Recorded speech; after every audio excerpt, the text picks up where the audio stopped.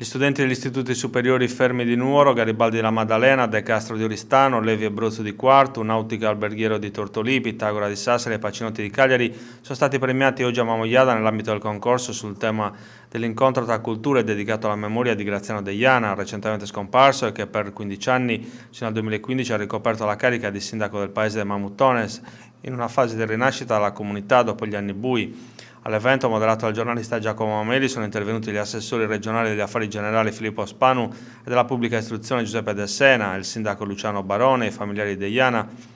docenti e dirigenti scolastici, alcuni giovani richiedenti asilo ospitati nello SPRAR di Nuoro e nei centri di accoglienza di Girasole e Sassari. Ogni scuola ha ricevuto un premio di 3.000 euro destinati alla realizzazione dei progetti da completare entro il prossimo 30 aprile. Una grande festa prima di tutto, una grande festa ed è la dimensione della festa che ci rende comunità, ci fa accogliere gli altri, è nel momento della festa che noi ci conosciamo e che diamo il meglio di noi stessi. E quindi oggi per Graziano non è stato un ricordo, è stata una festa, lui era qui con noi e ci ha segnato la strada, credo che tutte le persone di questo genere ci hanno segnato la strada.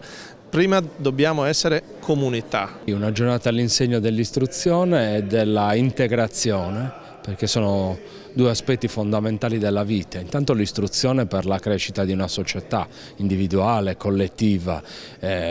istruzione sul tema sul quale la Giunta Piglior ha fatto tantissimo in questi anni, facendo grandissimi investimenti anche sulla didattica e all'interno della didattica curando anche gli aspetti relativi alla crescita delle competenze trasversali, quindi ad esempio la vecchia educazione civica attraverso i laboratori B1 che hanno parlato di integrazione, di cultura della legalità, di tolleranza,